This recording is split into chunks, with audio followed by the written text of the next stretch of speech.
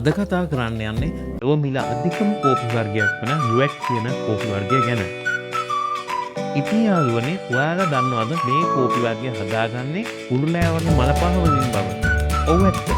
මේ සතා කෝපි ඇට ආහාරයට ගත් පසු රතු පැහැති පොත්ත ජීර්ණ වෙනවා.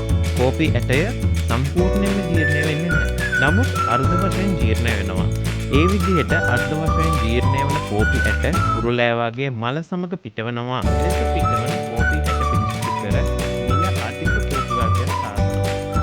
මෙම සතා විසින් ආහාරයට ගන්නා කෝපි මල්, කොළ, පොතු වගේ අනෙකුත් ආහාරවල බලපෑම මේ කෝපි වලට ලැබෙනවා. ඒ නිසා ඒට විශේෂ වූ රසක් සහ සුවඳක් එකතු වෙනවා. ඉතින් මේ කෝපි ඇට යුවැට් යනුවෙන් සඳහන් කරනවා.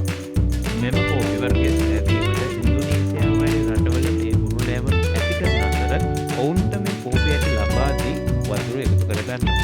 එලෙස එකතු කරගන්නා කෝපි ඇට කිලෝග්‍රෑමයක් $100කට වැඩි ගානකට අලෙවි වන අතර වනාන්තර ආශ්‍රයෙන් එකතු කරගන්නා ලද කෝපි කිලෝග්‍රෑමයක් $1300ක් වගේ ඉහළ අගයක් ගන්නවා.